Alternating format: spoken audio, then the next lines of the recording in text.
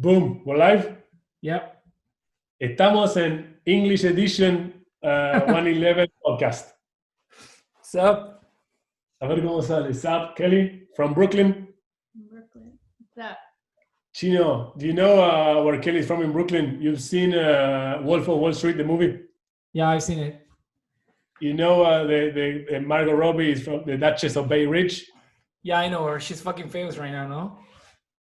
Kelley is from Bay Ridge, like the hood. Same area? Sí, es un hood de Brooklyn. So you have like an Italian accent or something? No, I do Like not. like straight up from Brooklyn, no? Yeah. Do your Brooklyn accent. No. We It's have like a funny. it's like a Boston accent, right? It's similar, yeah, a little bit. But if you tell anyone from Brooklyn that, they would not like that comparison. Oh, okay, I see. A lot of Italians and Irish. You can see the Irish. Yeah, I can tell. You kind of look Irish, no? Just a She little does, bit. right? The stereotype. But of you were an born in Irish America, right? You were born in America. In Brooklyn. Oh, straight up USA. American. So what do you think about the situation right now over there? It's crazy. Well, it's getting worse. It changes every day, I guess, so nobody knows. But I was supposed to go home in May, and it got canceled. I was thinking about going home on the 4th, but everything's still fucked up. So now maybe August, but I'm not booking anything until it's like better, because we read this like morning brew email every day, and it said wave 1.5. I sent you the newsletter. Yeah, I've seen it. So like there's a bunch of states that are like cases are increasing again, so who knows what's gonna happen. And then COVID on one side, and then I know, right? It's insane. So yesterday I was listening to some podcast, and they were talking about how only in like one day there were like 30 shootings on Brooklyn, just in one day. Yeah. Recently? What now? Yeah, like 1 week ago. Really?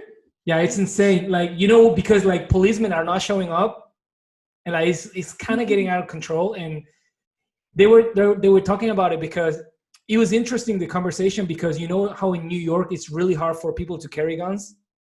It's not like Texas. Yeah, it's not like Texas or South, or like South Carolina or something like that. So it was kind of crazy, the numbers like going up because of the thing that happened. Yeah, like it's kind of insane. I've been reading a lot about it, and for the longest time I thought that racism was not a big deal.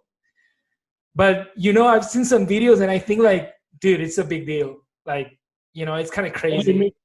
What do you mean is a big deal? A big deal as a topic, or as it like an everyday thing that happens? So I wasn't really into the like racism thing, even me as an Asian living in a white people country. But I think the biggest problem is that I could never understand like Black people perspective, I think, because the other day I was talking to some, white guy, friend of mine who lives in LA, and he was telling me, like every time he got like stopped by police, like traffic, like while driving, like everything's so smooth, like nothing happens. But maybe it's because he's just white, you know what I'm saying? Like trying to understand other people's perspective, but I don't really know because I'm not Black. I'm not Black or white either, but yeah, I guess it's complicated. It's two reasons too, right? The what? Like racism thing is really recent too, like on time, like history. You mean recent? Like slavery and stuff, yeah.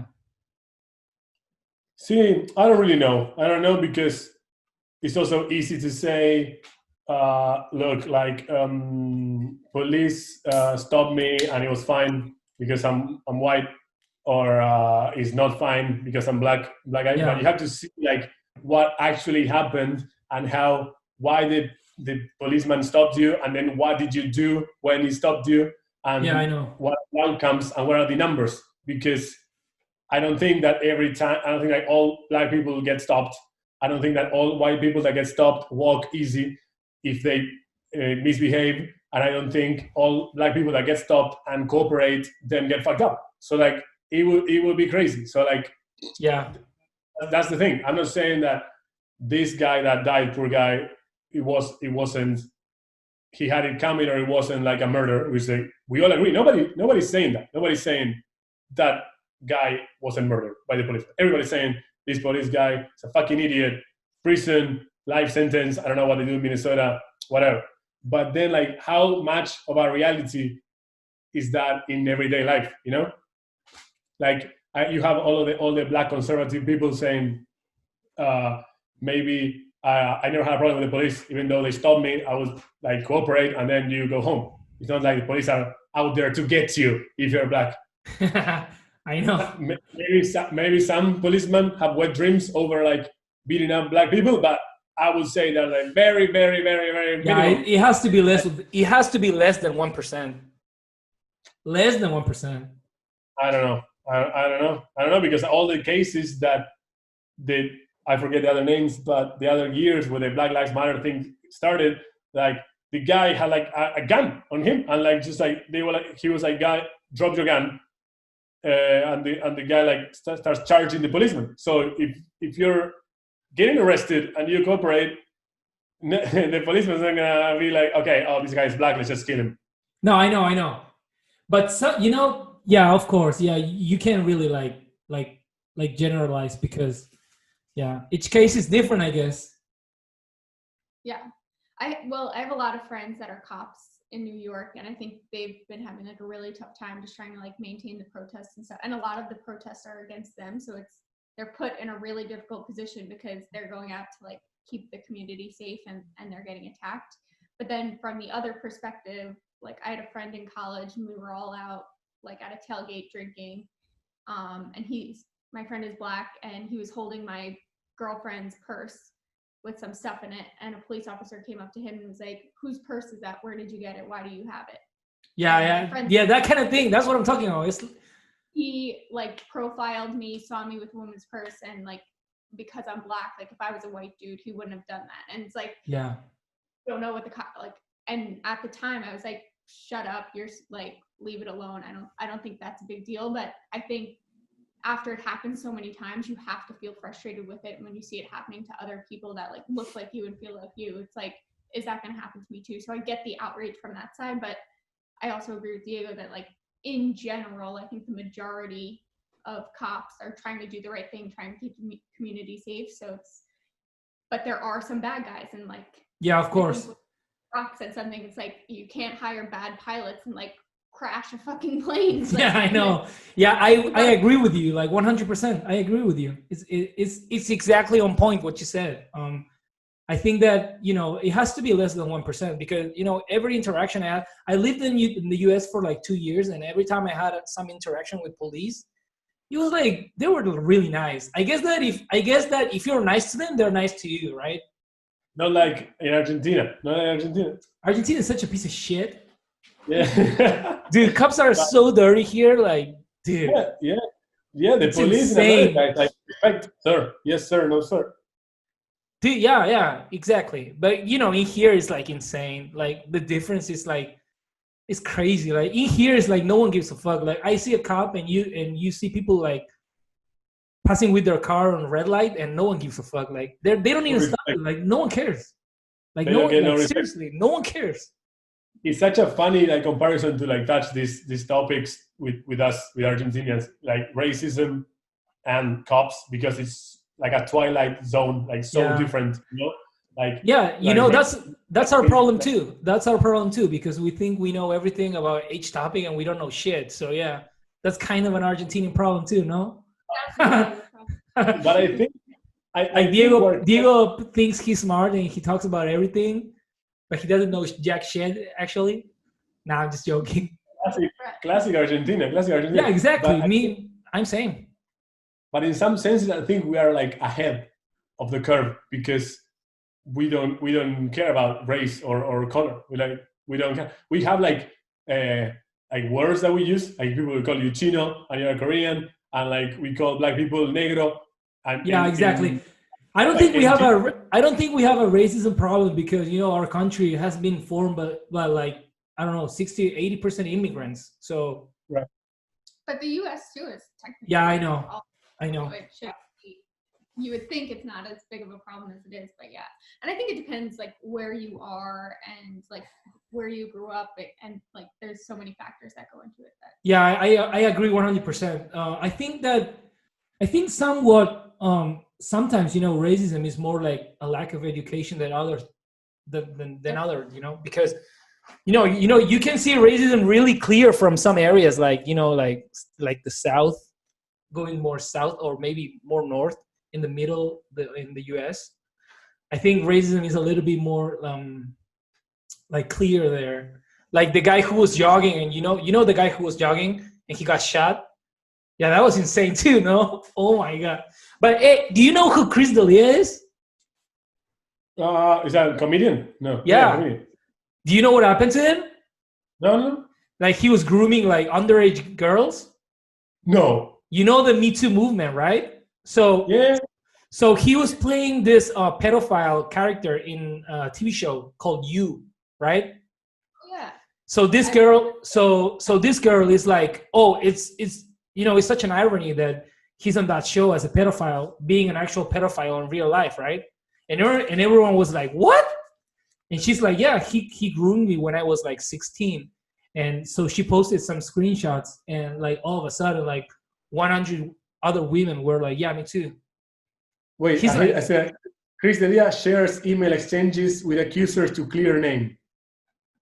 Yeah, that's like recent. This is like a week ago, like a week old news. It was insane. He's friends with Joe Rogan, no? Yeah, dude, men are so crazy sometimes. I'm like, dude, he's insane. Oh, this guy. He groomed like 100 girls. Like, like high school students? Like he would text them like, hey, come over. Like, but he says that they were all, he's sharing emails saying that he was asking them if they were 18. Yeah, I know. That's what he's saying. But then, on the screenshots, he's like posting on their Instagram, right?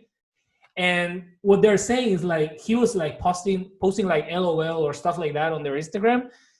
Oh but dude, she was posting pictures in school, like in class, on the bus.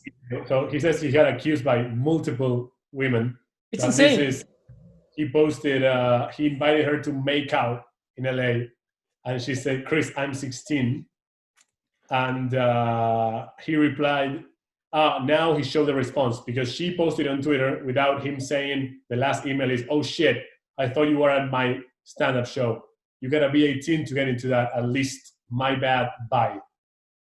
Yeah, I know. So there's two sides of the coin, but I don't know. He's in pretty deep shit. Reaching out to high school kids. Yeah, he has a lot of comedian friends.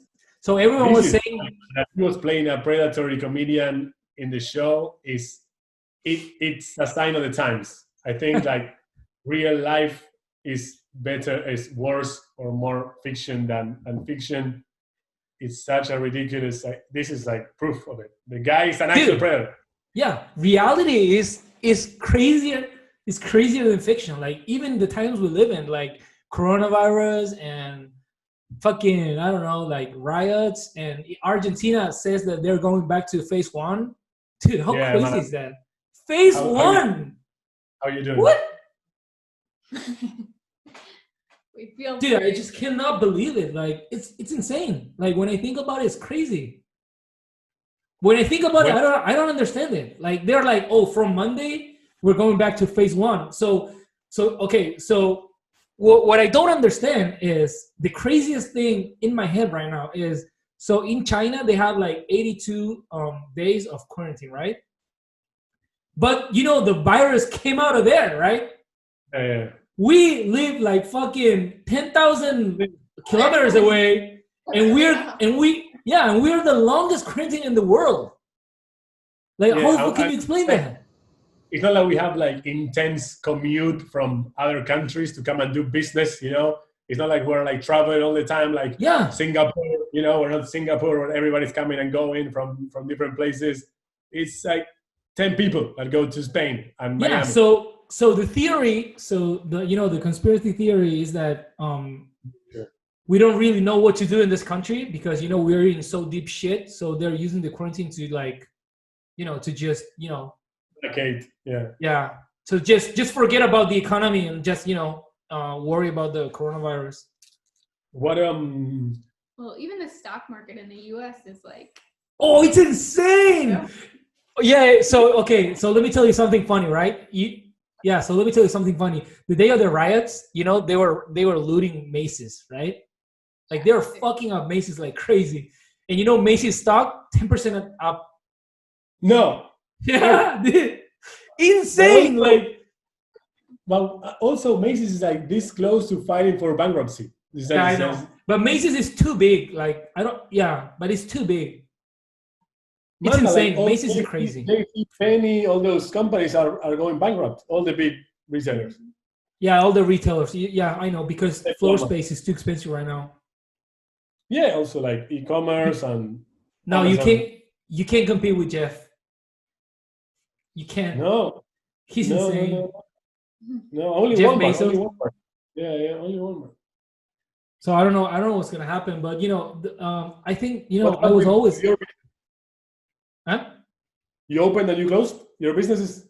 So I have a retailer, women clothing shop, and so they gave me permission to open on Monday, Wednesday, and Saturdays. So that's what I'm doing right now. But there's no one in the street though, so we're just opening like 4 or 5 hours a day, just those 3 days.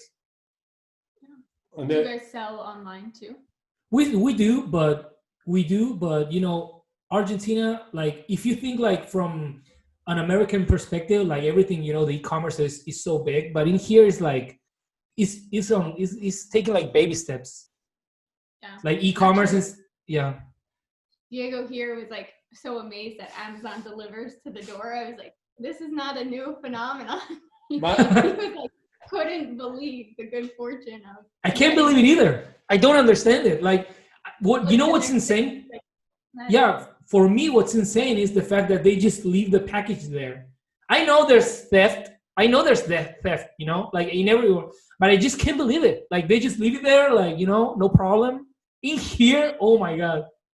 My apartment's in Manhattan. They used to like leave it in the hallway, like behind a locked door, so like only people in the building, but like everyone in the building would walk by. Also, I'm pretty sure that if I walk behind the person opening the door of the building, they will let me in. Yeah, that's what I'm saying. That's what I'm saying. Isn't that crazy?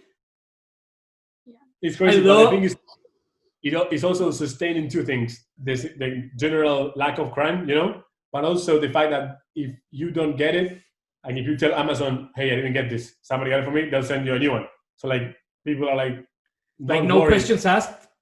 No questions asked. Even here, we got 2 books, and everything came on time, perfect. And those 2 books weren't coming.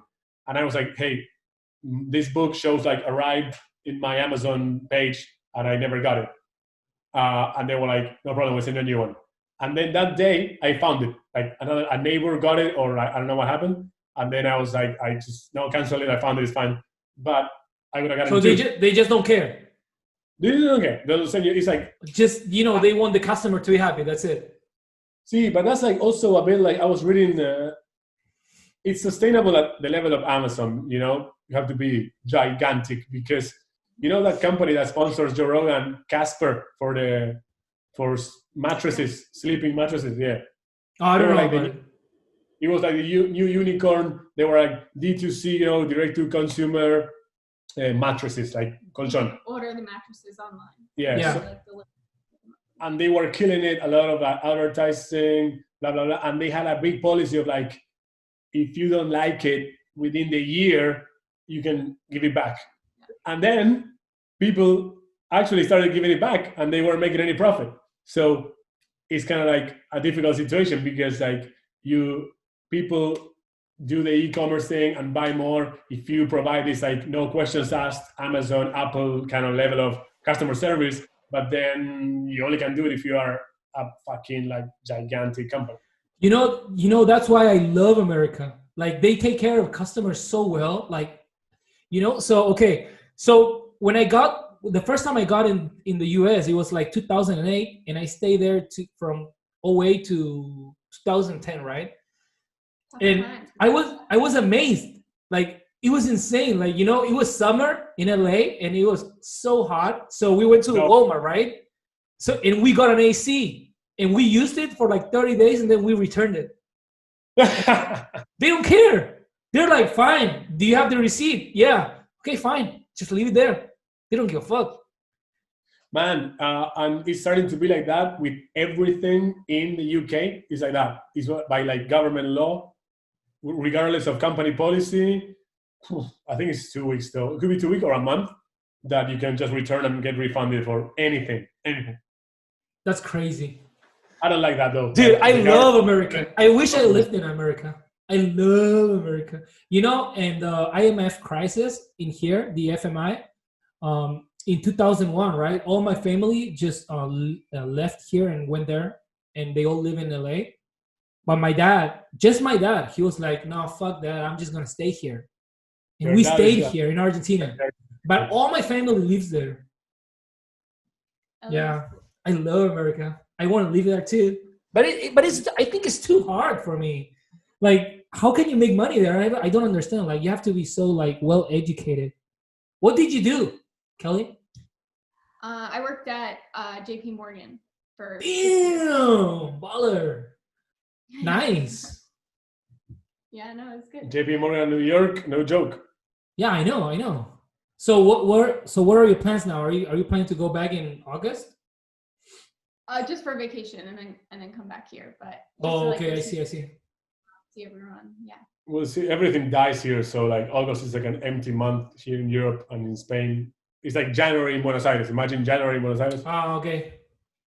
So good time to like go and visit. But where are you guys plans for the future? Like, do you guys want to live in the US? Is that the ultimate plan? See, eventually, that's the plan. She just moved here, like, you know, like with the quarantine, like day one of the quarantine. We did a trip in New Zealand, and then we were here. So be here for like a couple of years and then go back. No, Brooklyn, Manhattan, I don't know. Manhattan's kind of tough. It's well, if you have the money, it's insane, no? Like, yeah, it's insane. Well, Kelley was like 5 years in an apartment with 2 girls in the East Village. I was paying like $1,800 a month. 16. Yeah, and I think right now it's like it got a little bit expensive, no? A little bit more expensive, no? Like over the time. It definitely didn't go down. Yeah, it never goes down there. It's insane. Even with coronavirus, and like saying like new rent contracts in New York were down like 65% year on year. Prices didn't go down. In Manhattan, prices didn't go down. Yeah, I know, because it's like there's not really that much space, no? Like, I mean, everyone loves New York. Everyone loves New York. They're buying air space. So like people are like buying, like if you build a taller building here and you want to occupy this space of air, you know, I'm buying that. Oh yeah, I heard that. I know what you're talking about. Aerial rent. But living in so you like used block. Oh yeah, or maybe for like. I don't think like Joe Schmo is buying aerial. No, I know, but I know. So office also, yeah. So you were born and always lived in New York? Yeah. Oh wow! What is like living there? Because you know, New York, I went there like 10 times, right? It's the place I've gone the most. And I always wonder, like when I see people in the subway, it's like, I wonder what it feels like to live here. It's like, it's kind of crazy, no? Because it's so much different from like the US in general. Right. Yeah. I get that question a lot. Like even people that like work in New York and people that I worked with, they're like, wow, you really grew up here? Yeah. And I'm like, yeah, it's like normal to you, yeah. So it's like, it always seems so normal to me. But then I went to college in Pennsylvania, and my college friends like made fun of me for all of my weird like Brooklynisms. Like, for example, like I used to say coffee. Yeah, that's what I'm talking about. The accent, such a strong Italian accent. We gotta send you a video. Like she found. Well, how do you find the video? My cousin sent it to me. It's a guy like on a radio show. Oh, you'll love this. Can we play it here? Can we play it and then so? A ver, ¿cómo se llama? If I send, pará, te lo mando, pará que te busco el link. ¿Pero qué es? It's like a radio show guy talking about Brooklyn accent, and they talk about the Malvinas, and they say the Falkland Islands, but they say with a Brooklyn accent, like they say the fucking islands. They say the fucking islands. Like the Brooklyn guy doesn't understand that it's a name. That he just thinks it's, oh my, te lo mando. Después lo veo, no pasa nada. No, pero People say people from Brooklyn curse a lot, but they don't mean to. Certain words are adjectives to them. When I was going to college, I share the screen. If I share the screen, then it goes on YouTube and everything, yeah. A ver, subilo. A ver, share screen. No, tenés que... host has disabled share screen. Ah, no sé ni lo que es, boludo. Pará. A ver, te lo ve ahí al chat. Es ese video. Fíjate en... opciones, no sé. Vos que sos el host. Tipo... Screen sharing. Chat. Si vos tocas screen share, ¿te deja? No me deja. ¿Qué te dice? You have disabled. Me dice que tengo que volver a apagar y prenderlo. Bueno, no importa. ¿Para qué dice acá? Por si no dice nada. Bueno, ¿querés que lo deje corriendo y lo escuchás? A ver, yo lo pongo. Ponelo vos, yo ya lo conozco. Tenés ahí el subtitle. Porque hablan con el acento. Lo vas a entender igual.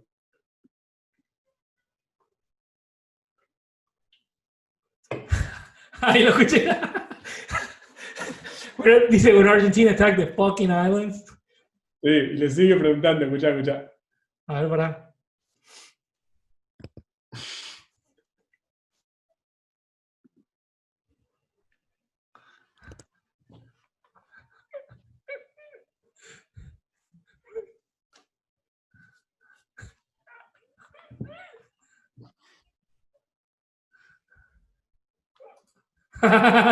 Está bien. Dice, there's fucking islands all over the world. Estúpido, ¿no ves el mapa? Está lleno de... That's a Brooklyn accent. Yeah, it's really thick, right? But I guess like Chino's question and even like my question is more towards like New York. Yeah. Not like the accent or like the city, like a lot of cities. So it's not like you're like a city girl and you're hanging with like countryside people in college, you know, like you're from New York, like that city, you know. So but like as a kid or as an adult in like the city? Both, like, you know, like Chino and I like grew up like watching the movies, and like all the movies are in New York, so you have like this idea of like this place called New York City, which is like the like where everything happens first in the world, like the eye of the hurricane, like the, you know, like when anything happens is in New York, and then everybody else copies. But that's like your city for you. So how is it like growing up? Like I feel like it feels like home. So you don't feel like you're like, you know, yeah. New York is cool, and you know that it's like. But even in Brooklyn, I was like, oh yeah, we went to the city like once or twice a year, maybe. Like that's what I was gonna ask you, because maybe that makes you more of a normal person because you're from Brooklyn. Yeah. So like you wouldn't go to the city every day. Yeah, but or every weekend. Like friends that went to high school in Manhattan and like from Brooklyn, and they were still like normal. It didn't like change their like lives. Yeah, I know. It's because you know that's her reality. It's like, you know, when I don't know if some famous guy is your dad, people ask you like, oh, you know, how does it feel like? But it's like you don't know because he's just your dad. You know what I'm saying? Like for you, like it's my dad. For you, yeah, it's like because you know people always ask that. Like when I listen to like radio shows or stuff, they're like, oh, so how was like growing up with your dad? And he's like, I don't know, like any other kid, like, you know, he's just my dad. Like I don't know any other dad. I was gonna say. So there's elections, right, in the U.S. right now. Election year, yeah. Oh yeah. It's the electoral year, right? New York was yesterday. What? Like for mayor or for? No, for like governor. Election. No, like the president. Like, no. Cut this part out. I don't know. No, Biden doesn't even have a VP yet. No. It was some election. I don't know. No. Can Biden win? Can Biden win? Go. I mean, it's two parties. Anybody can win. Maybe Trump will win again. I don't know. Please God, I hope not. Before you want Biden to win, like an 82-year-old man who doesn't know where he is and touches his yes. There's the rumor, right? Like he doesn't know shit. He Man, doesn't even know what he's talking. Like, put two sentences in order. Yeah, I heard that too. You know, the American, I don't know why, but you know, America is so interesting. I don't know if it's like, so I live in Argentina, right? So we have like local news and you have like, you know, like Buenos Aires news and stuff like that, right? And we watch them. But in America, it's like, it's news for all over the world. Like sometimes I'm reading like American news and I'm like, why the fuck do I care about this? Like, I don't even live in America. I don't know why that happens. I feel the opposite. I feel like people in America are so much more focused on the news in America that they like, unless it has a big impact on America, like some international news does impact the United States, like the trade deals with China or like the oil prices, or also that stuff they know a lot about. But like I lived in London a few times and like everyone in London knew about like the elections in the United States, like any companies out of the United States, they knew all this stuff. And they were like, oh, you heard about like the new prime minister. And I was like, what's a prime minister? What is that? Can you eat it? Yeah, man, you know what I think it is like? It's like us and Uruguay. You know how in Uruguay, you froze? No, estoy. Shit, you froze. Why am I not charging? I'm here. Do you know? Yo te veo, eh. Why is it not charging? Hola, te escucho, eh. oh, there you go. There you go. Man, I think it was my battery. I was saying, is it recording? No, it dropped. Yeah. Oh, yeah. And I think it's like Argentina and Uruguay. You know how if us in Argentina, we don't know anything about Uruguayan TV or anything. And if you go to Uruguay, they watch Argentinian TV, Argentinian football. I know. They watch our news, right? Yeah, 100%. Like an Uruguayan lives with like the thought of Argentina every day. You know, like because of tourists or because of culture. Like some Argentinian people barely register Uruguay as if it was like Peru or like Ecuador. You know, it's not like I think like with America, it's a bit like you can make all the jokes of like, you know, like the champion is in the NBA are the world champions. It's one Canadian team. It's only, or like in the companies or in movies, it's like domestic international. But I think, I mean, it's a massive country, and it's also like it has like Canada, Mexico, ocean, you know. So it's not like Spain or like France. You have like so many like countries around, a lot of influence, a lot of travel, a lot of wars. You know, like you get attacked from all angles. In America, you don't have to like worry about like, you know, I know country. I know, and also something interesting about America is that, you know, each state feels like a different country. Yeah, the states are really different. Like even states close to each other. Yeah. Like especially in New York. It's like New York is right next to Pennsylvania, and I feel like they're two completely different places. Yeah, they feel like, yeah. Like New York City is like such a small part of New York State, and like North New York State, like Buffalo or Rochester or something, is like a different world for me. Yeah, it feels like, yeah, I know. It feels like a countryside, right? Like if you go up there, it's like woods and stuff, right? Forest, yeah. Yeah, because, you know, there's this guy I watch. He has a YouTube channel and he does like maintenance job, and I watch him. And he lives in New York, but he lives like what is this? Se llama Andrew Camarata. He does like piping jobs and like flooring and stuff like that. He's pretty entertaining. How did you end up on that channel? Because I'm into like construction. Like I love it. I'm into repairing things, and, you know, like doing stuff like DIY. Did you make that little like escritorio? That Yeah, I did. You have that? Really? Yeah, No shit. I did. It looks like a piece of shit though.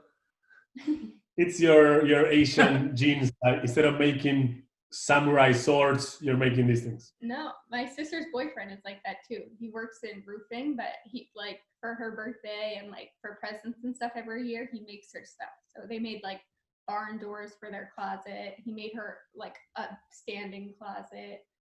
Yeah, so I love it. I love doing DIY things. Like I made this and I made a coffee table and stuff like that. I love it. It's just that it's so different from the thing I do for a job, for my jobs, that I don't have a lot of time. But whenever I can, I just do it. I try to do stuff. I love it. You will love hearing about Tyler, like Kelley's sister's boyfriend. He Very cool. yeah, like hunts and like does like extreme snowboarding and skis. He does like flips on skis and crazy shit. Built like his whole house. He has like a carpet of a full bear that he killed in Alaska. A carpet of a bear. Yeah. Nice. He's such a badass. Yeah, and he's like mountain biking, skiing, hunting with like regular hunting and bow hunting. Does like a lot of fishing. He fishes musky fish. He's like a real man. Like a real man. Like a real man. Yeah, exactly. He's exactly like a real man. No, he's cool. Imagine his hands next to yours and mine, like your gamer Counter-Strike hands and his hands. So how old is he? He's my age. I think he's like 28, 29. Holy shit, man. I got a power outage here. Se te cortó la luz, ¿no? ¿Se cortó la luz? Pero tenés internet. ¿Sí? Internet is working. Holy shit. Oh yeah, this one. Maybe because we had the air conditioning on all day. You know where the box is? Maybe, but I didn't hear it. Chino, vos que sos DIY. Let's use you in real time. Vení. Mostrame los fusibles, mostrame las térmicas. A ver. Este es el contador. Está apagado el contador, boludo. Pero mostrame la caja. Acá. Para. Bring me pero no se ve nada. Un light. We gotta hurry. ¿Por qué no tenés batería? Ahí está. Está todo para arriba. Está todo para arriba, man. O sea que el problema de ahí no es. Se te cortó la luz, man. No. Ahí está. Ya está. Estaba todo para arriba igual. Sí, estaba todo para arriba. No, aparte lo hubiera escuchado bajar, tipo crack. Claro. Mientras no sea una explosión y eso no pasa nada. Ok, perfecto. Sí, turn it off for just in case. We had the aircon all day. It's summer, full summer here. Oh, okay. Man, you know what's crazy about like being from New York or from Brooklyn? That I was telling Kelley, like you walk around here or anywhere in the world, and you can find a kid with like a T-shirt that says Brooklyn or New York. I've seen a lot of Brooklyn. I went to go get my hair cut in Barcelona, and my hairdresser had like a Brooklyn hat on. Imagine you go to like get your hair cut in like Germany, and they say like Loma de Zamora. Yeah, that's crazy. That's why I was asking her what it feels like, because it's so familiar for everyone, even the people who never been there. Like everyone knows New York, like Central Park. They know it exists. Yeah, the city you go to make your dreams come true, right? That's what they say. Yeah. How is it? Because you don't have like, if you are not from New York, then you always have the idea of like, oh, my city is shit, but like one day I'm gonna go to New York, or like, you know, there's always something better. But if you're from New York and you're like, there's nothing like, what do you think is like an upgrade? If you're not happy with your Spain. No, like it could be good because you're like, oh, I'm here, I'm good, I'm already here. But it's also bad in the sense that if you don't like it or something doesn't work out, it's like, what do you like? You know, what do you think about? I never thought I would leave New York. No. I think that if I lived in New York, I would never leave either. But you know how New Yorkers talk shit about New York? Like they say like it's loud all the time, it's full of rats, like, you know, like, but like people who are not from New York, they're like, oh my God, it's the best city in the world. But people who live there, they're like, whatever, next day, another day. It feels like There's that. like a lot. Yes, but I feel like it depends if you grew up there or you like transplant there. Oh, okay. Like people that transplant there are Really more like it. likely to like move out to the suburbs.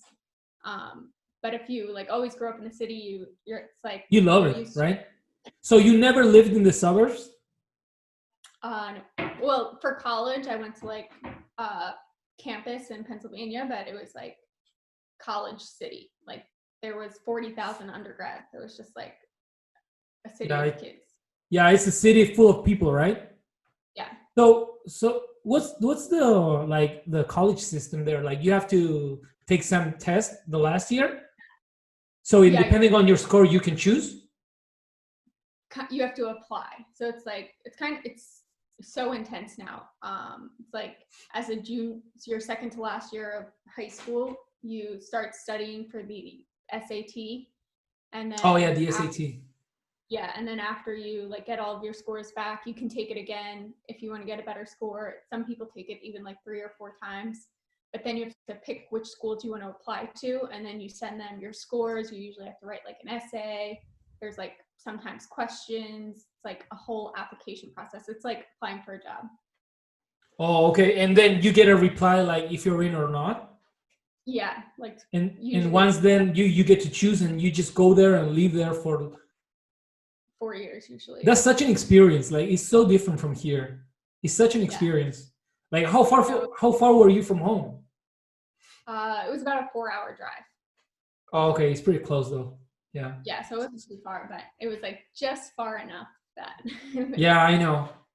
So what do you think is going to happen in the US? Like, what's your opinion? Like with all the, I think rioting calmed down, right?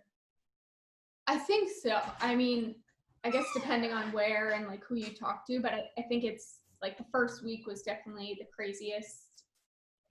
So I think it's calmed down a little since then, but I think there still are like more peaceful protests and like, what do you call it? Like looting. Not looting. When you're called to like requesting to like defund the police is a big thing. That's like. Oh my God, that's insane. How can they pull that up? Like, is that going to be a thing? Like defunding the police? Yep.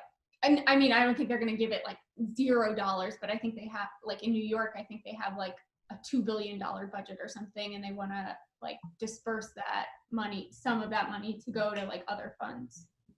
Which is like the opposite of what you should be doing, because I think that the reason of the problem that police may have is that, for example, they don't get like good training. So you get guys like this idiot that killed that other guy.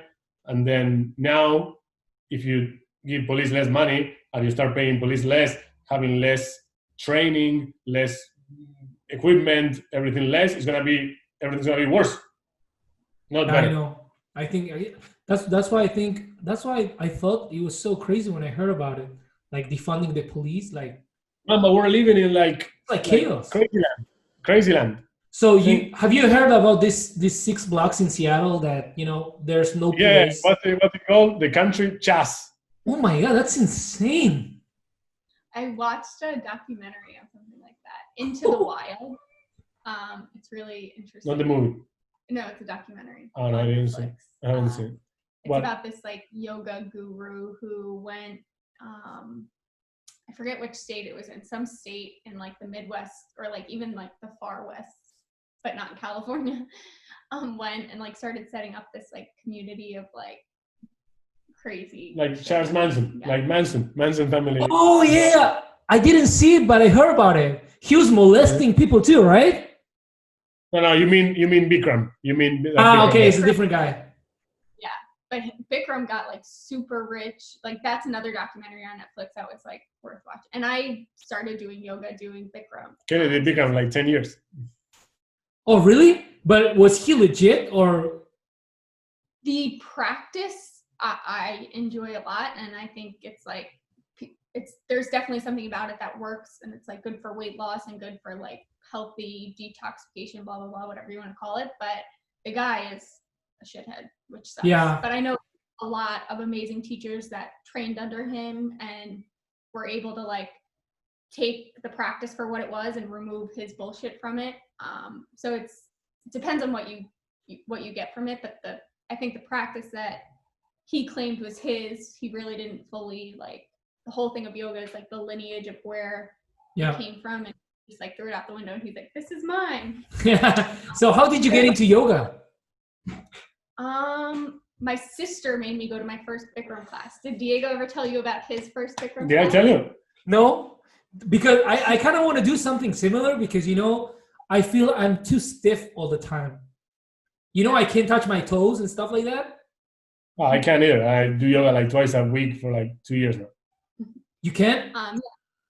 Sometimes I can. My hamstrings are like cement, like so rock Yeah, solid me too. hamstrings. Yeah, that's what I'm saying about me. Like I can't move. I feel like a fucking toy. Football, a lot of football. Yeah, but I fucking suck too. So I'm just I'm looking for new things to do. You play now? Football? I play like twice a week. Like before the quarantine, I was playing like twice a week. But with friends, with friends. So Saturdays is a tourney league, and Tuesdays with friends.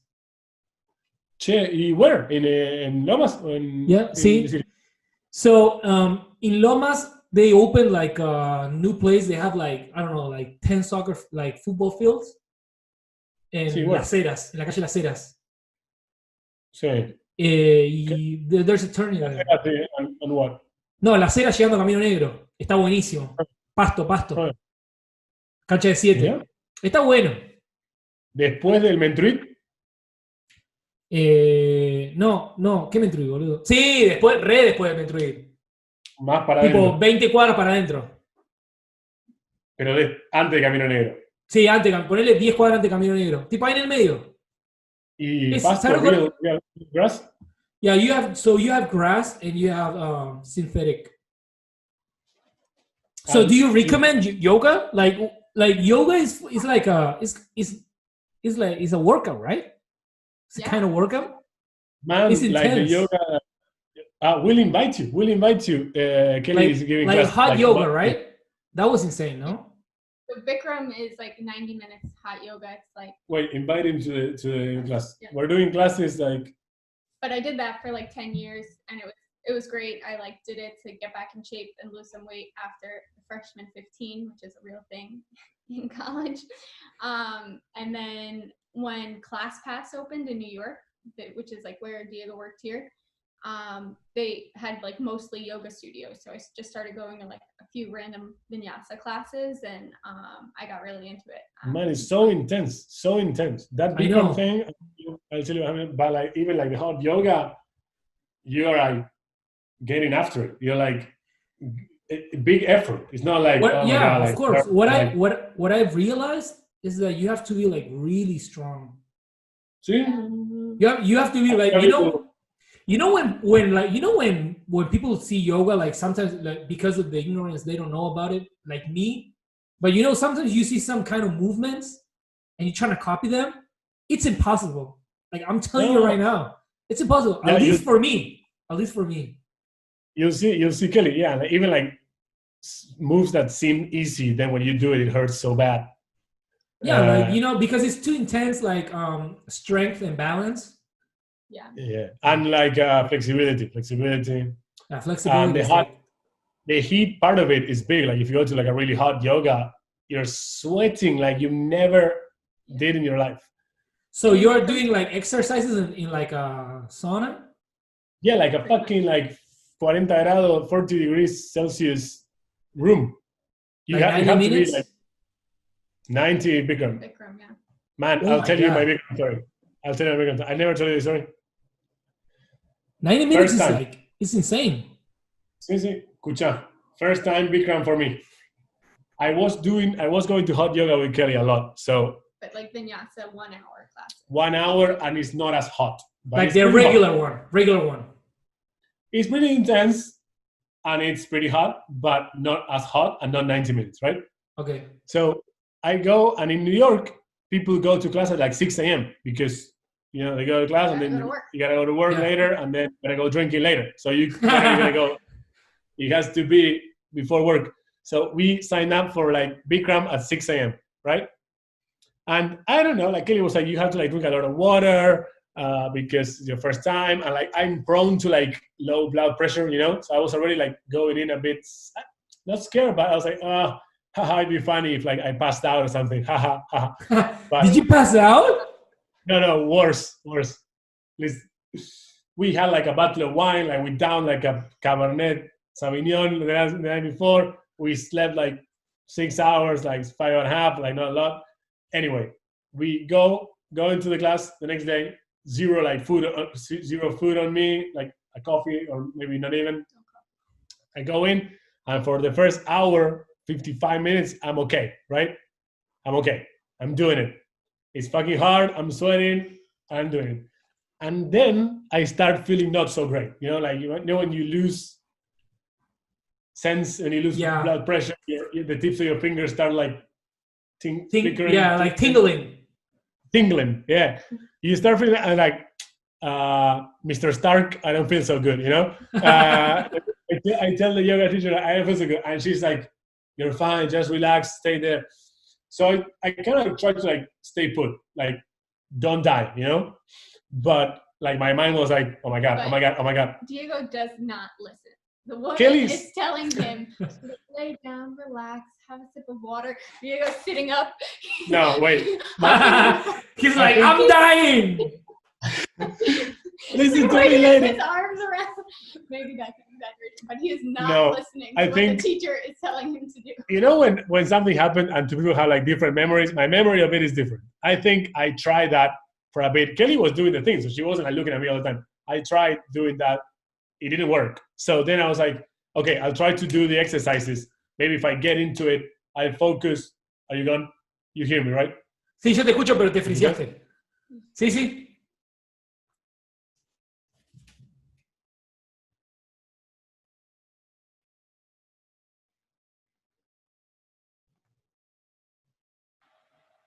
¿Me escuchas?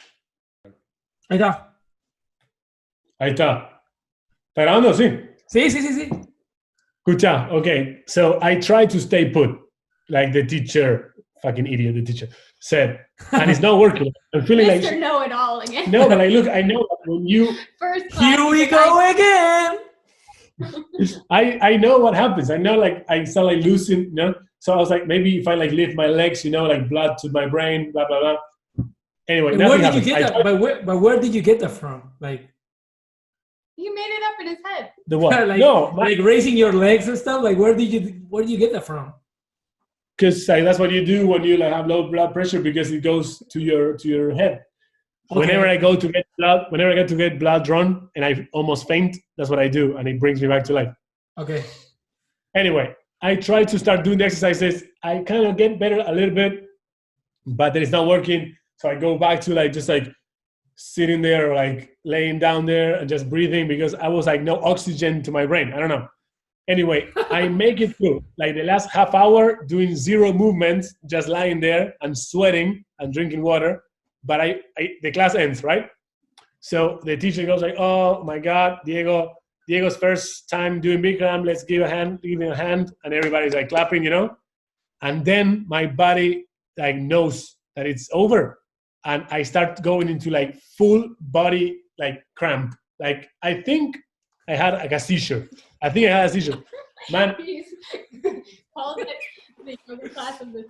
I don't know how to explain to you, but I go like, Kelley, help. And I start like lying down, and I can tell you like everything paralyzed. Like my face was stiff, like my tongue, I couldn't talk. I was conscious, I was seeing you, but I was like, and Kelley's like getting scared. Like it's kind of scary. I'm so scared because also. Did you think that you were gonna die? Not die, but I thought I was having like a stroke or a ACV or a wait. And the worst part is that we almost called 911. Yeah, they were ready to call the ambulance.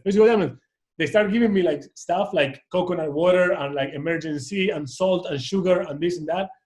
and I couldn't speak. Couldn't speak. Imagine like you can speak. Imagine you're like see me like, "Rrr," and then this like my whole arm was like super mega like stiff, like force that I don't have. Imagine like when like a mother like lifts the car to save the baby, that kind of thing. So and my hand, I couldn't see because I couldn't move my neck or anything. I could feel my hand was like my fingers were like up here. So I thought that no awful. I thought at any minute I was like gonna break my like wrist or my fingers. But was that a feeling, or were you actually touching? His fingers were like so cramped up, like he couldn't, like he was just over tense and he couldn't like let them. Like a level of tension that you couldn't replicate now. Like you couldn't. It was like a muscle cramp. So what happened then? And then I slowly like started like being able to talk, but I was scared because I was like, oh my god, I'm gonna break like my arms myself, like a fucking like epileptic. And so I start like talking, so that's a big relief. And then I start like gaining like use of different parts of my body. I could feel like my brain reaching, like my neck and then my chest and stuff. But every time I would like conquer something, this got worse. So this went more like more back. So you were like, tripping like crazy. Man, I had like a full seizure, but I was conscious. I was like in time there, like my consciousness was. But do you really believe that it was a seizure? I don't know. I talked to my doctor, a bunch of doctors, and they say it was like first like a full body dehydration cramp, like. Oh yeah, that makes sense. Dehydration. And then I got scared and I went into like a panic attack. Okay. Oh yeah, that makes sense. Dehydration is kind of scary. So that does make sense. It was fucking scary. But wait, you're not supposed to drink water on the 90 minutes? We did have water in the 90 minutes. See, I had somewhere. Oh, okay. But it's so intense that you're losing more water than drinking than what you can drink? Yeah, it's very intense. You sweat a lot. There's a lot of neck movements, so that your head gets a bit dizzy, like you do a lot of things with your neck. So you get like lightheaded. So there are mixed classes, like men and women? Oh, sí. Ah, okay. Sí. You should try. I don't think we have hot yoga in here. Maybe like regular yoga, yeah, we have. I think there's one in Belgrano. There's one. Actually, used to be Bikram. I'm taking Spanish classes with a teacher from Argentina, and she's a yoga teacher. I'll ask her. No, you have to come and do Zoom. Invite him now.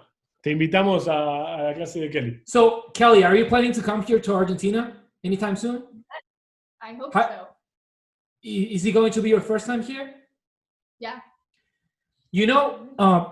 Actually, when you come here, like, of course, we should go eat or something. But you really like it here because people really love Argentina. Like food and like drinking, and because in here, nice places are really nice. But the thing is, like, not like ugly places are fucking ugly though. So that's like there's no balance. But yeah, it's really nice in here. Like I have some American friends that came here last year. They loved it. And they want to move. Yeah. Dude, they loved it. Like, like steak and wine, like they loved it. And then they went to Patagonia, and then they went to the Iguazu Falls. They loved it. It's cool, and yeah, you as an Argentinian, you only realize when you start traveling and you start meeting other people that went there, and that's every time somebody goes, I get the same. Like, why would you leave this like kingdom of heaven of a country? Yeah, I know, and so much space too. But the balance is just not there. I think the balance is just not. Great to go visit. Would you move away? Would you move out?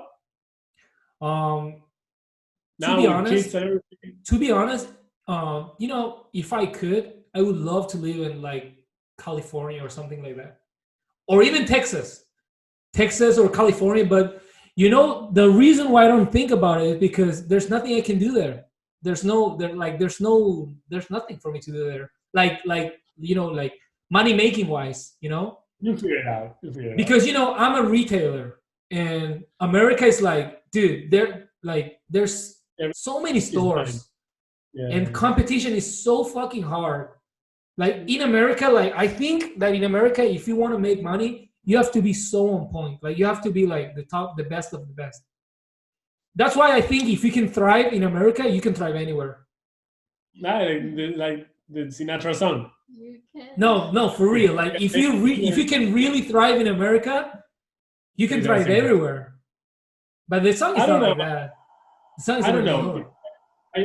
I agree to an extent, but I also think that American like consumerism is so big. So like 70% of the GDP, I think, is like consumers. You know. Yeah. So I think that you get a lot of competition, but you also get a lot more customers, like a lot more people willing to buy. You know, with more purchasing power for your retail. I know example. that's true too. But what I'm talking about is that you have to be at the top of your game because. Dude, products in America are like, you know, I do clothing, right? And I go to the US like twice a year. I go to the US. I was supposed to go in May to New York, but you know, of course, I got canceled. So I go there twice a year, right? Where do you stay when you go? Where do I stay? Yeah. Hotel. You have your go-to? So when I go to New York, I always go to the same hotel on 32nd and 5th.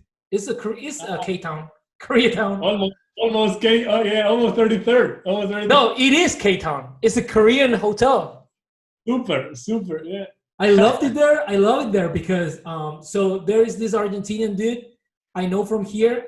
He actually kind of works there. I don't know if he owns a part of it, but he works there, right? So the couple of first times I went there, he was like, just come over here, just stay here. You know, we'll give you like the best price. So I started staying there, and I don't know. I never looked up anywhere else. But what I realized is that if you don't want to stay in New York and you can stay on Flushing or someplace like that, it's like half the price. Yeah, but it's like it's insane. It's insane. Like you can stay. Of course, it's a piece of shit hotel, but yeah, no, you can get a good hotel like in Brooklyn or like I don't know. There might be good hotels in Flushing even, but you gotta commute to the city. Like I know it's like a 40-minute commute. Yeah, because even the exactly. subway. Yeah. Even if it's easy, it's a commute, you know. But I don't know. My first time in New York, 2011, I was going with Bada. Remember Fernando Bada? Sí. And Stembot. Yeah, I know him too. Carlos.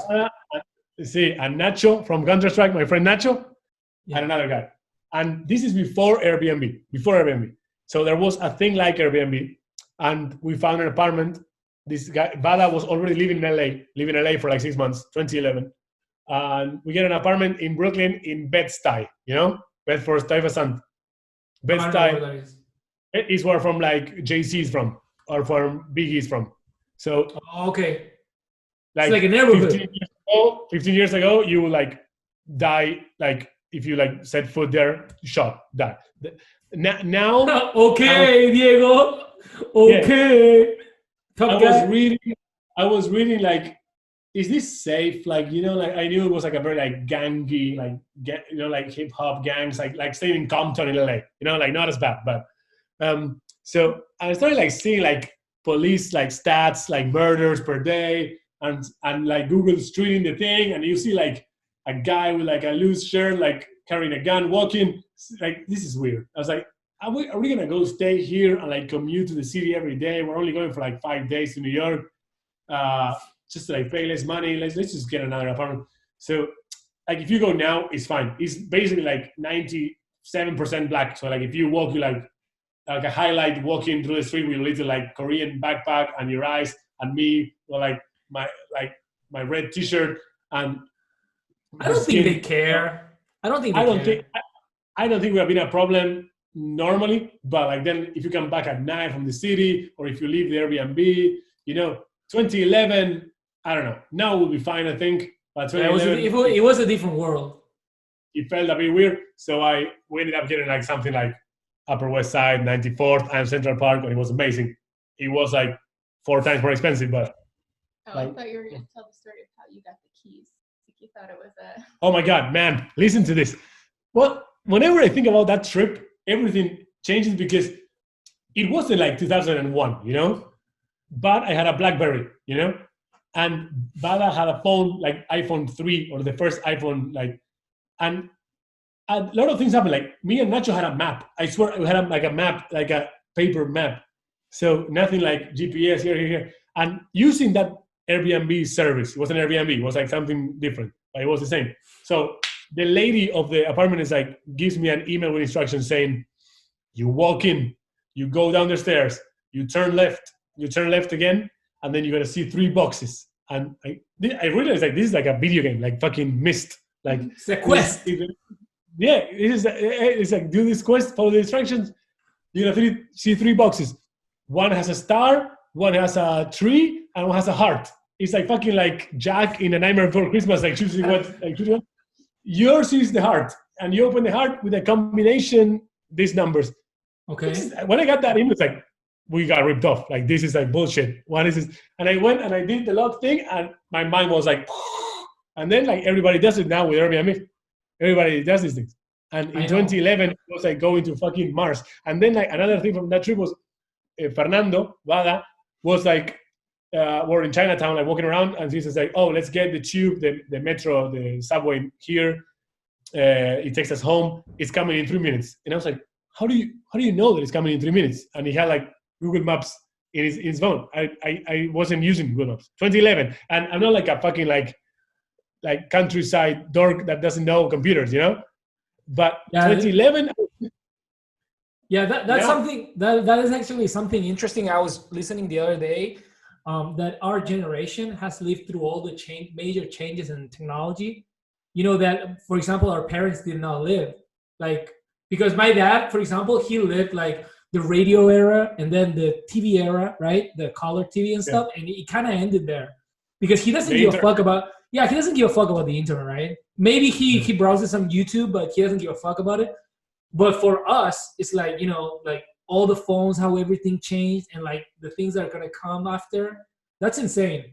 I remember for a younger kid, like everything's the internet. Like they don't know about. Yeah, exactly. And for younger kids, it's like they were born and everything already exists. Because I remember I left home in 2006, right? I went to Korea and I stayed there for 2 years before going to the US.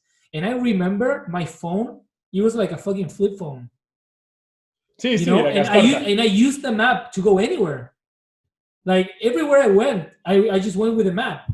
So yeah, that's actually kind of interesting, and I think that, you know, it's kind of unique of our generation. Yeah, and it feels like it happened kind of like overnight. Like it never felt like. I know, right? It happened so fast too. Like everything is like changing like at a speed that you don't even realize it. But then when, like, for example, you know, sometimes my dad calls me and he's like, hey, can you come home to like help me out with my computer? And he doesn't understand shit yet. You know, it's like a different world for him. And yeah. My dad just set up like a Netflix thing on his TV, so he'll FaceTime me and then like show the face. Yeah, exactly. Yeah, that's what we do right now because of the coronavirus. It's like I cannot go there. So he's like, you know, we are talking over the phone with our cameras. So yeah. So I hope, you know, everything clears up soon in the US, because I don't know how is everything supposed to work, because like with the elections, and you know, it's going to be such a big change too. I don't understand how they're going to pull it off. Yeah. Are they reopening? New York is reopening, right? They have, yeah. I know that like a few of my friends were like sitting outside at restaurants this week and last week, I think.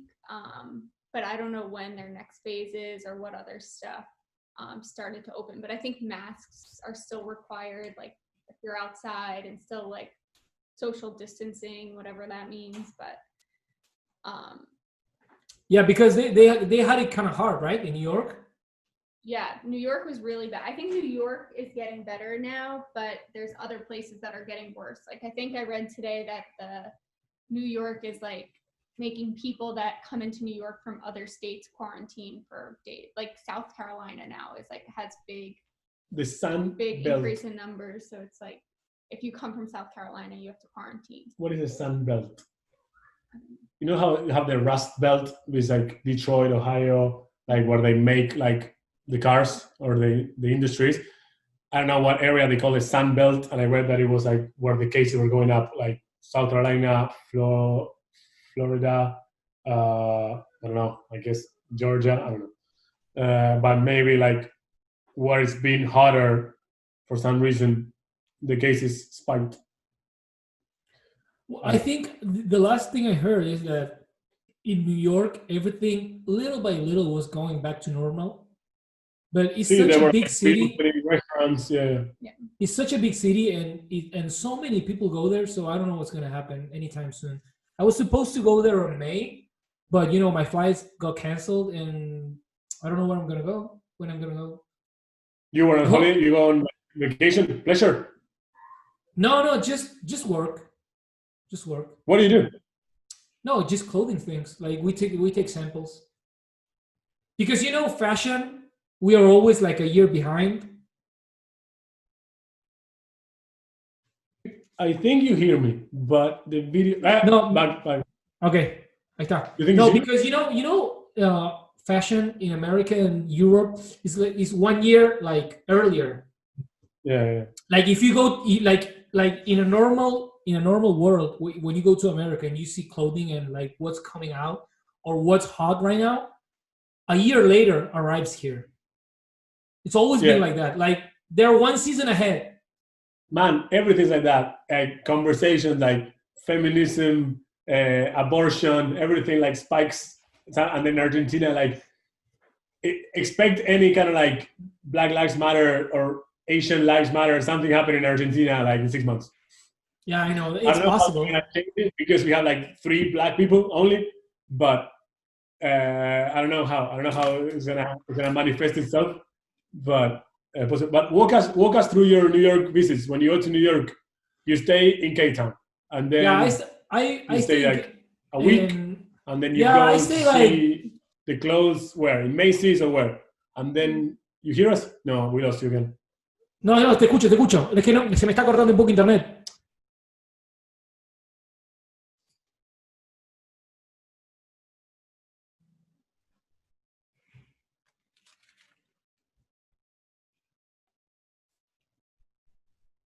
Boom. Ahí está. Se cortó. Sorry guys, this is my internet. No worries, it happens. Third world problems. No, I got a power outage here in the first world, so it happens everywhere. Yeah, but at least I wanted to do an outro. Yeah. And I wanted to ask you, like, what's a normal trip to New York for you? Like the places you like to go, or you just stay in Cape Town? No, so when I go to New York, I used to have family there, but they all moved back to LA. So whenever I go there, I just I just go to some malls, and sometimes I go to some outlets. The Woodbury outlet is really famous near that area. Woodbury? Yeah, it's huge. I think it was called Woodbury, right? Yeah, Woodbury. Yeah. Like and sometimes I go there, I take the bus, and just fuck around. Wait, but what do you do for like Fernando time? Like, when you go get a drink, you go eat. What do you like to visit, to walk, see? So I try to go to places like underground places. So for example, last time I was in New York, I went to a place called Bauhaus. I think it's pretty famous right now. It's from this Asian dude. It's pretty far from New York though. Man, did you go? You like the 81? You go to that guy, 81. This is it? Yeah, he's the owner of Bauhaus. Bauhaus. Yeah. And I tried to go to... You got me into that. You got me into munchies and all of that. Yeah, I am. Oh, yeah, dude. I was so into that. Like, all the time. But yeah, not a lot. I don't really do a lot of like traveling or like sightseeing when I'm in New York, because I just get what I need and just leave. Like maybe the first times I went there, yeah, I would stay up late and go to the Fifth Avenue and like go up the stairs. But not anymore. You don't go like have a coffee in the West Village, walk around Soho, I don't. get a ferry. I don't. So I always go there. I always go there in February, and it's cold as fuck. Oh yeah. It's cold as fuck. So, but the last time I went there with my wife, and we went there in October, and it was the nicest. Oh my god, like Central Park, like people playing baseball. It was the nicest. I never lived that, and that was the first time I saw that, and I can understand the beauty of it in the summertime. Because I've never been there in summertime. I always go there in February. I go there like 10, 20 days. But that one time... Different day, different city, different... The Central Park is... it's so cold, you don't want to stay out. It's so cold, you don't want to stay out. That's why I don't do a lot of like... People ask me like, oh, do you go to Central Park? And, did you do like... And I'm like, no, I didn't. Well, at first I did. I went there a couple of times. But like not anymore. I just go do what I have to do and then just leave. But it can take you all day. You have it does. Like walking, it does. Yeah. It does. Like like it. You just don't like it. So like, what do you like about it? If you every time you go, you do it. What I don't like? Imagine you go move to New York now. Where would you live? What would you do? You wouldn't be going to malls all day. I mean, what I like about New York is I feel like there's a lifestyle I would love, like the city itself. Mm. Yeah, that's what I like about it. But not like, in 2010, I was going to go live there with a friend of ours, con Pablo. Sí. We were supposed to go there. We were like ready, like 99% ready. And last minute we said like, no, fuck it. It was too expensive for us at the time. I bitched out. But we were supposed to go there. I love New York. You can go now. Like it's not like it's difficult. Not like you have 2 kids or anything. Fuck you, man. How's it going with the preparations? Good. So in 2 weeks from now, I'm gonna be a dad for the second time. Wow. So yeah, we gotta do a podcast on this subject. So she's gonna be born on quarantine. I know babies that were born in quarantine. Yeah, I know too. So it's basically the same thing, but with less people. Like no one can go to the hospital, and like only mom and dad. So we are figuring out how we're gonna do, because our oldest son cannot go to the hospital, so we're trying to find someone to stay with him for at least 1 or 2 days. But yeah, when it was really bad in New York, my one friend didn't know his wife was pregnant, and they were telling her that they didn't know if her husband would be allowed in the delivery room with her. Oh yeah, I heard that too. In here too. So in here, what happened is that for 2 weeks, so moms were just giving birth by themselves, like alone, for like 2 days, because no one can go in. No one can go in. It's like it's really strict. But now it kind of changed a little bit.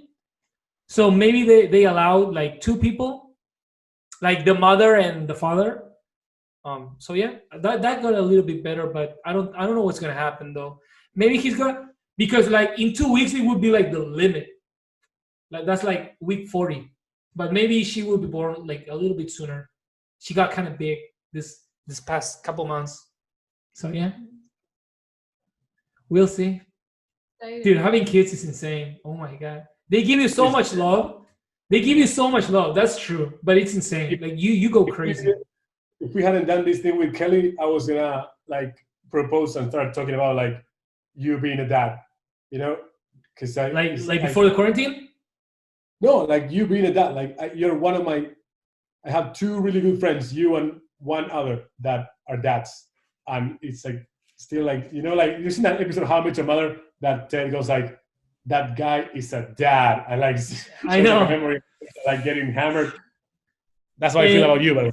Yeah, so I think that I was hoping, I was waiting for like a really big change, and it's the same thing. Like nothing has changed that much. Like of course, like now we have like more human beings at home, but it hasn't really changed that much. Like our lifestyle, because I'm not the kind of guy who goes out a lot at night, not like before. So yeah, nothing has really changed. The only thing that changed is that I quit smoking. Insane! I can't believe it yet. Man, that's another thing that No one believed me.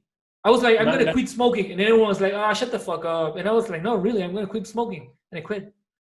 good for you. That's another I thing can't that believe it happens very yet. fast. Like, you know, like the internet and Google Maps and all of that very fast. Like you were using papers and then GPS and then Google Maps, blah. Smoking, man, smoking, like it was okay. And then like, oh, smoking is bad. And we're stuck. You can't smoke indoors. And then nobody smoked. And now nobody smokes. Well, I feel like right now, if you smoke, you're a fucking loser. That's what it feels like, you know? Yeah. Because like you're harming yourself knowing it. See, except in France it's still cool, and in Italy too. In here, about in here it's still cool. No, Korea, no one smokes. You can't even smoke in open place in Korea. Yeah, man.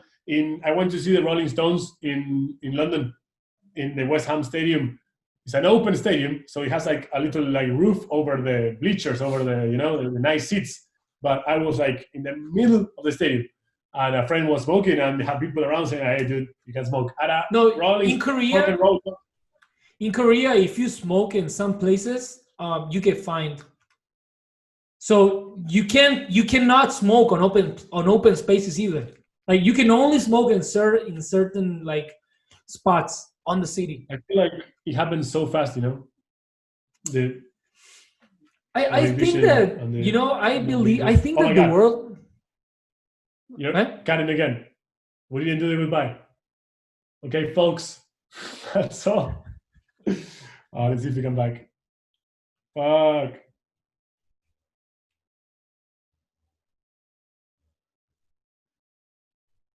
Bueno, me parece que se cortó. Lo voy a cortar acá. Muchas gracias.